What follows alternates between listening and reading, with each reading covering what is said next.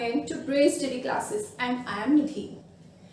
Friends, today we have a very nice and very interesting topic, and topic is part of sentences. This is a very easy topic but very important topic.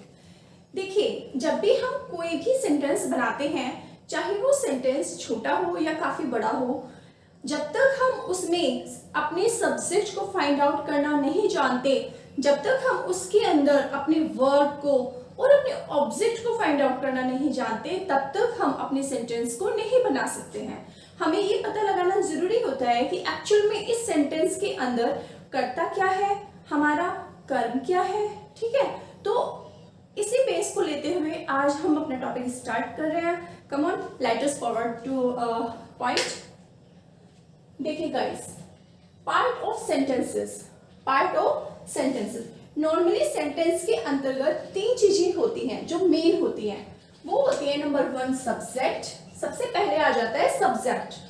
दूसरे number पर आता है verb and object. ये तीनों, जब तक आप इन तीनों को अच्छे से नहीं पहचानना जानते, तब तक आप अपने आप को क्लैरिफाई नहीं कर सकते हो कि आप सेंटेंस बनाना जानते हो. क्लियर?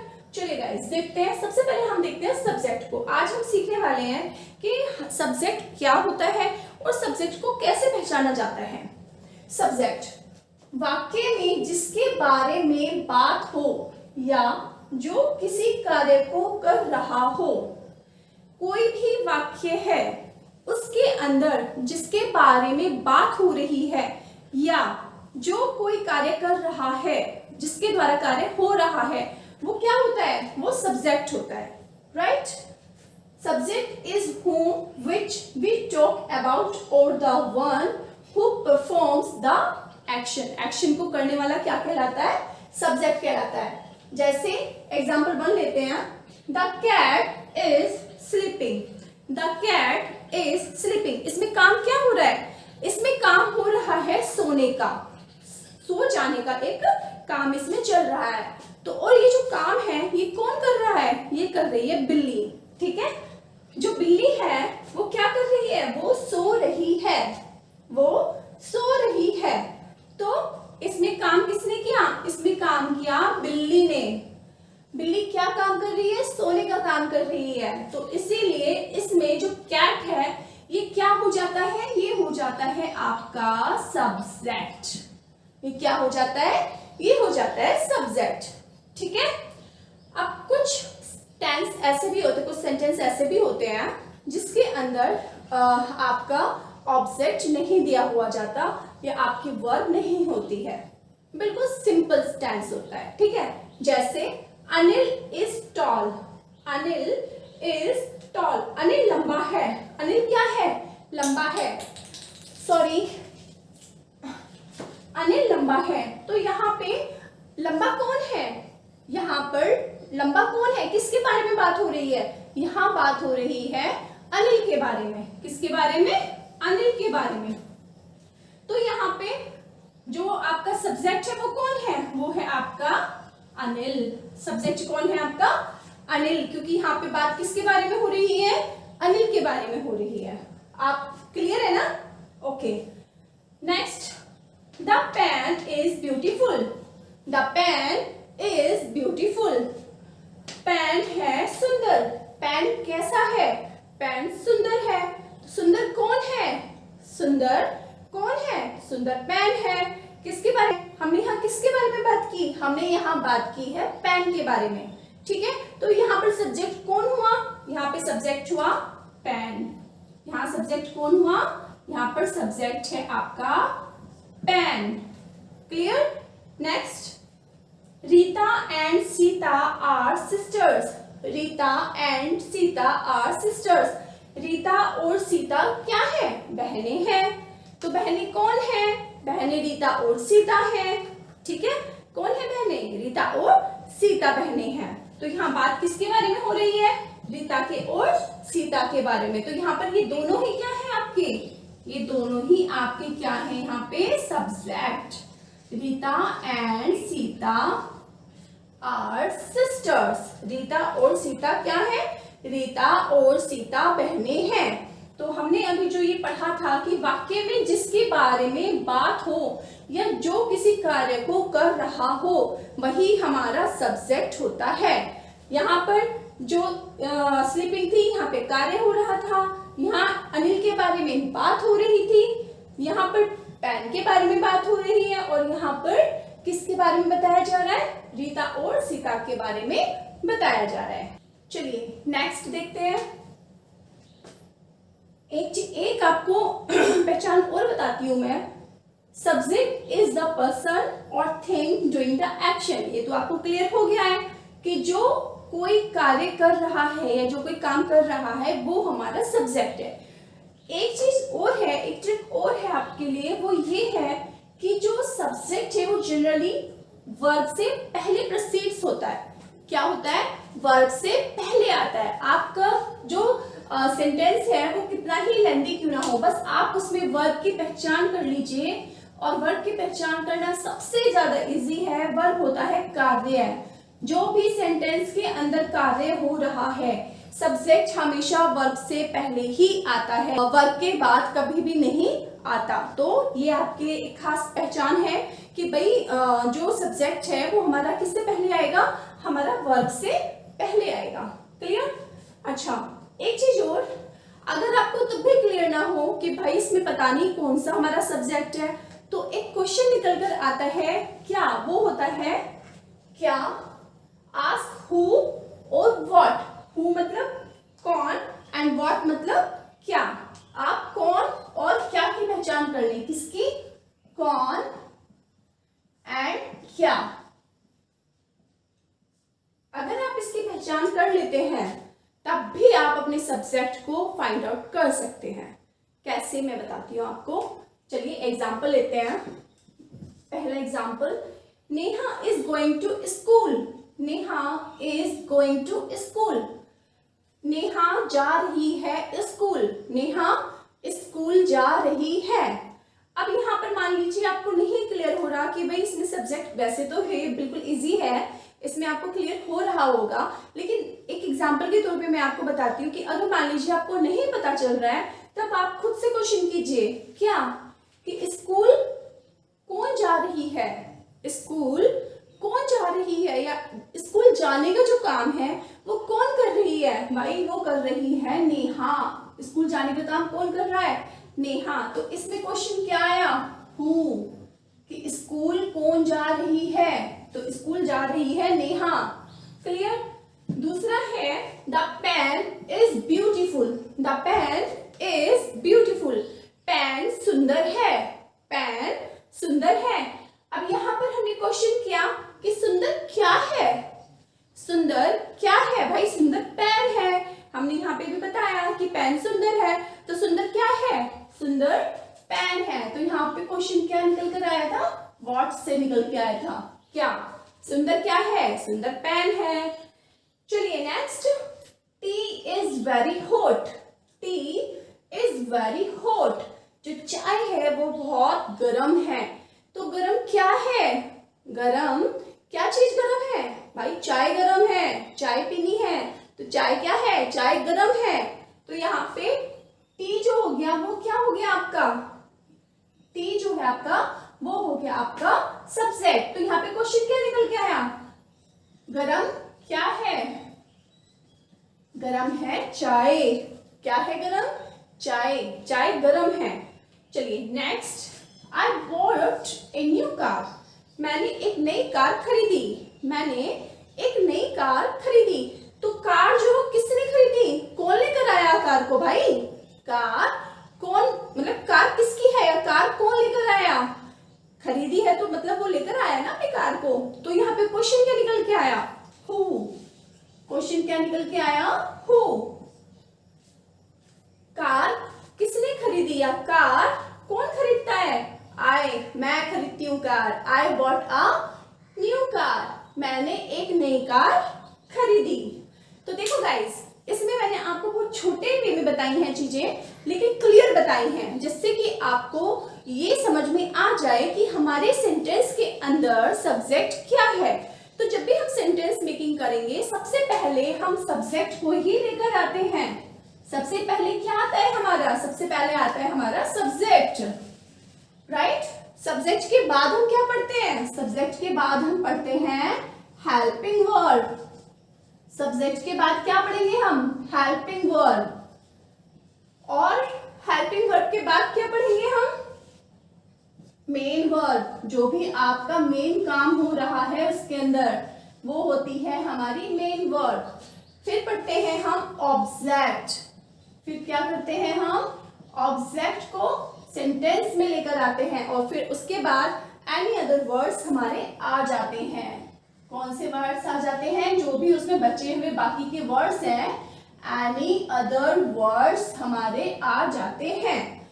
ये है हमारा सेंटेंस बनाने का स्ट्रक्चर। क्या है, structure.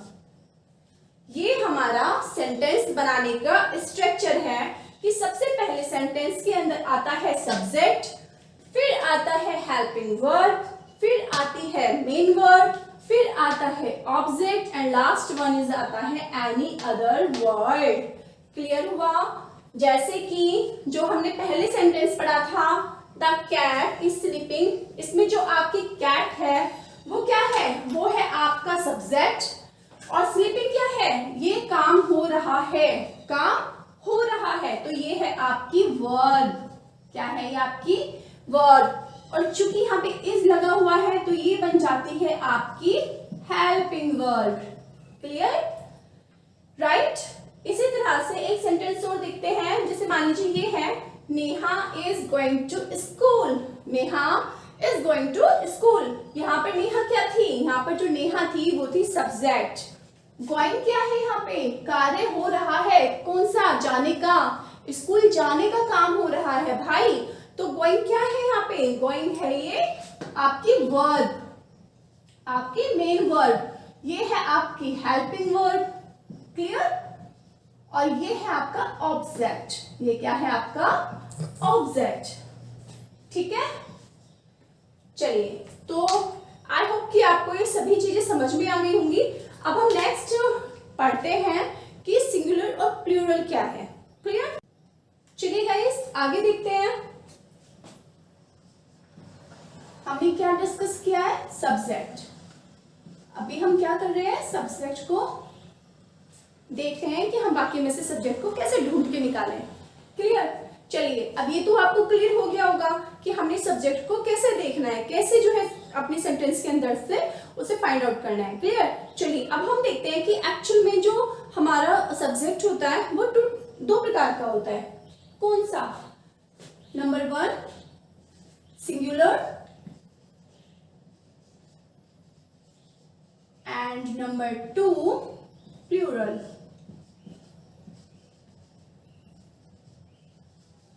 Singular and number 2 plural. अब हम ये देखेंगे कि सिंगुलर में कौन कौन से हमारे सब्जेक्ट आते हैं और प्लूरल में हमारे कौन कौन से सब्जेक्ट आते हैं। ये तो खैर आपको अच्छे से पता ही होगा कि सिंगुलर का मतलब होता है एक पर्सन, मतलब कि हम यहाँ पर बात कर रहे हैं किसकी, किसी एक पर्सन की, एक व्यक्ति की। किसकी बात कर रहे हैं, एक व्यक्ति की, कि यहाँ पर कोई एक व्यक्ति है, चाहे मैं हूं, चाहे वो है, चाहे वह है, चाहे वो लड़का है, चाहे वो लड़की है। ये सब क्या है हमारे, ये है हमारे सिंगुलर पर्सन। और दूसरा होता है हमारा प्लूरल, जिसमें हम क्या करते हैं, एक से ज्यादा की बात करते हैं, कि एक से ज्यादा व्यक्ति की हम यहाँ पर बात कर रहे हैं, तो वो हो गया हमारा प्लूरल। चलिए, पहले देखते हैं सिंगुलर कौन कौन है। यहाँ पे हम बात कर रहे हैं किसकी, सिंगुलर की। सिंगुलर में कौन कौन आता है, सिंगुलर में कौन कौन आता है, when the subject refer to one person or thing। अगर जो सब्जेक्ट है, जो आपका सब्जेक्ट है, वो किसी एक को संबोधित कर रहा है, मतलब कि मैं कौन हूं, मैं सिर्फ मैं हूं, अकेली हूं। क्लियर। तो मैं कौन हूं, मैं सिंगुलर हूं, मतलब मैं सिंगुलर पर्सन हूं, राइट। तो यहाँ पे सिंगुलर में कौन आ गया, यहाँ पे सिंगुलर में आ गया है मैं। कौन, आई, मतलब कि मैं। राम, राम कौन है? सिंगुलर है। सीता, सीता कौन है? ये भी सिंगुलर है। वह स्कूल जाता है, वह कौन है यहाँ पे? ही एंड शी, फीमेल के लिए शी लग जाएगा और मेल के लिए ही। तो ही, वह स्कूल जाता है या वह स्कूल जाती है, दैट इज सिंगुलर। ओके, यह कौन है? यह कौन है? Who is this? तो यहाँ पे हमने किसकी बात की? यहाँ भी हमने किसी एक व्यक्ति की बात की है, मतलब कि दिस। ठीक है, दिस। वह कौन है? अभी वह बताओ पहले, वह कौन है? वह मतलब थोड़ा दूर खड़ा है, इसलिए मैंने उसको क्या बोला है? दैट। तो that is singular. Okay, it is a pen. क्या है? It is a pen. ये एक पेन है। और पेन क्या है? पेन सिंगुलर है, क्योंकि मेरे पास एक ही है। मेरे पास एक ही पेन है। तो ये क्या हुआ? ये हुआ सिंगुलर। इट हो गया सिंगुलर। अच्छा, अभी मैं आपको एक एग्जांपल देती हूँ, उसमें आप मुझे बताइए कि सिंगुलर फॉर्म में है या फिर प्लूरल फॉर्म में है। मैंने बोला खून निकल रहा है, खून निकल रहा है। यहाँ पर जो खून है ये सिंगुलर फॉर्म में है या प्लूरल फॉर्म में है? आप कहेंगे मैडम खून की तो बहुत सारा खून होता है, ये तो प्लूरल है। नहीं, ये प्लूरल फॉर्म में नहीं है। आपने कभी सुना है कि किसी ने कहा भाई खून निकल रहे हैं, खून, बहुत सारे खून निकल रहे हैं? नहीं ना। हम क्या बोलते हैं नॉर्मली? यार उसको देखो, उसके सर से खून निकल रहा है। तो खून क्या है? ब्लड। ब्लड क्या है यहाँ पे? ये आ जाता है आपकी सिंगुलर फॉर्म में। क्लियर हुआ आप लोगों को? तो ठीक है, चलिए आगे बढ़ते हैं। आगे हम बात करते हैं किसकी? प्लूरल की। हमने यहाँ बात की प्लूरल। अब आप प्लूरल में बताइए कौन कौन आ जाता है? प्लूरल में कौन कौन आएगा? प्लूरल में आ जाता है तुम क्या है? प्लूरल है। यू वे स्कूल जा रहे हैं। वे मतलब कि एक से ज्यादा लोग हैं जो स्कूल जा रहे हैं, दैट मीन्स दे क्या है? दे है प्लूरल। ठीक है, अब मैंने बोला ये बहुत सारे लोग हैं भाई, ये बहुत सारे लोग हैं। ये का मतलब दीज क्या है हमारा? प्लूरल। वो बहुत सारे लोग हैं जो वहां खड़े हैं ना, वो बहुत सारे लोग हैं, दैट मीन्स दोज। क्या हो गया? दोज। ठीक, क्लियर हुआ? अच्छा बच्चों, मैं आपको लास्ट क्लास में जैसे यहाँ पर मैंने इनको डिफाइन करना बताया था आपको, दिस एंड दैट को, कि जो दिस है ये लगता है तब जब कोई वस्तु आपके करीब होती है, पास में होती है, और दैट लगता है तब जब आपकी वस्तु कोई कहाँ होती है? दूर होती है। इसी तरह से हम यहाँ भी ये कहते हैं कि जो दीज है ये होता है जब कोई वस्तु हमारे नजदीक हो, ये। एंड दोज होता है जब कोई वस्तु हमसे दूर हो, तो वहां पर हम क्या यूज करेंगे? दोज। ये हो गए हमारे प्लूरल फॉर्म। ठीक है, अब मैं और आप, मतलब मैं और आप का मतलब I and you, that means we, हम। मैं और आप मतलब हम क्या है? हम भी किस चीज में आ जाता है? हम भी आता है हमारा प्लूरल फॉर्म में, वी। क्लियर है? वी क्या है? वी है हमारा प्लूरल, राइट? अब उसके अलावा मैंने कहा रीता और सीता गाना गा रही हैं। रीता एंड सीता, जब भी हम किन्हीं दो लोगों की बात करते हैं, मतलब कि जब भी एक से ज्यादा कोई हो जाता है, रीता एंड सीता। अब चूंकि दो लड़कियां हैं, एक नहीं दो लड़कियां हैं, दैट मीन्स ये हो गया हमारा प्लूरल। क्लियर है? उसके अलावा और बहुत सारे आपके प्लूरल फॉर्म में आ सकते हैं, जैसे कि आपकी बहुत सारी बुक्स हैं, पेन्स हैं। यहाँ पर तो पेन मैंने बताया एक फॉर्म के लिए, मान लीजिए यहाँ पर बुक, मैं एक बुक की बात नहीं कर रही। यहाँ पे अगर सिंपल बुक होता तो ये होता सिंगुलर, लेकिन यहाँ मैं किसकी बात कर रही हूँ? बुक्स की बात कर रही हूँ, तो ये क्या है हमारा? प्लूरल। ठीक है, देखो बच्चों, जब तक आप इनको भी डिफाइन करना नहीं सीख जाते हैं तब तक भी आपको परेशानी हो सकती है। इसलिए मैंने सिर्फ आपको अभी यहाँ पर ये बताया है कि हम सिंगुलर के अंतर्गत किन वर्ड्स को लेते हैं और प्लूरल के अंतर्गत हम किन्हें लेकर आते हैं। ठीक है, अब आपको सब्जेक्ट क्लियर हो गया। सबसे बड़ी मेन बात है कि आप अपने सेंटेंस में से इसको ढूंढ सकते हो कहीं से भी लाके, कोई भी दे दो भाई, अब तो कोई भी वाक्य दे दो, ठीक है, उसमें से हम इस सब्जेक्ट को तो ढूंढ ही लेंगे, पक्की बात है, पक्की बात है ना। चलिए, सब्जेक्ट क्लियर आपका, आपको ये क्लियर हो गया कि हमारा ये सिंगुलर और प्लूरल क्या क्या है। ठीक है, अब इन्हीं के अकॉर्डिंग जो है हम क्या करते हैं, इन्हीं के अकॉर्डिंग हम हेल्पिंग वर्ब लगाते हैं। लेकिन इनको जानने से पहले हमको जानना जरूरी है अपने उन 3% को जानने के बारे में जो कि पूरे सेंटेंस में वही सिर्फ 3 मेन पर्सन होते हैं। कौन होते हैं? 3 मेन पर्सन। अब वो क्या होते हैं ये मैं आपको बताऊंगी अपनी नेक्स्ट वीडियो में कि 3 पर्सन कौन है। इनके अकॉर्डिंग ही आपको हेल्पिंग वर्ब लगानी है।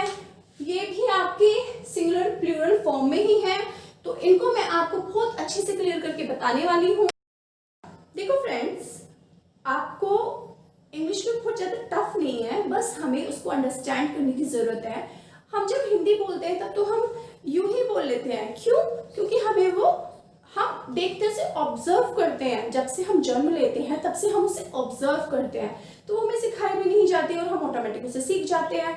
इंग्लिश जो होती है वो चूंकि हमारी मदर टंग नहीं है, वो सेकेंड लैंग्वेज है, तो हम इंग्लिश को हमें सीखना पड़ता है और वो इतनी ज़्यादा टफ नहीं है।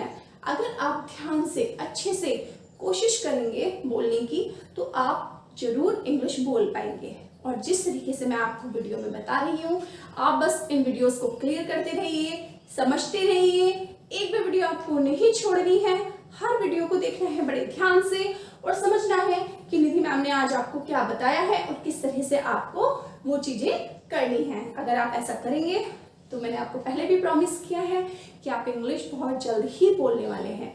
अभी आप छोटे छोटे स्टेप कर रहे हैं। अब देखिए, आप जो मैंने आपको पीछे का सिखा दिया वो आपको लर्न हो चुका है। आज मैंने आपको सेंटेंस स्टार्ट करा दिया है, सेंटेंस के अंदर हम सब्जेक्ट कर रहे हैं। कल हम करने वाले हैं अपने 3 पर्सन को, उसके बाद हम करेंगे वर्ब, आपको वर्ब क्लियर हो जाएगी।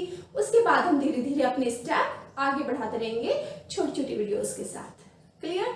आपको बहुत ज़्यादा अपना समय वीडियो में नहीं लगाने की जरूरत है, क्योंकि मेरी वीडियोस बहुत ज़्यादा लेंथी नहीं होती हैं। मैं बहुत छोटी वीडियो में बहुत इंपॉर्टेंट चीज़ें बताती हूँ। तो चलिए गाइस, आज की वीडियो मैं यहीं ख़त्म करती हूँ।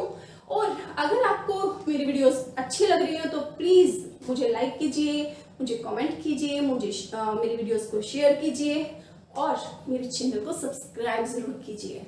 Good bye.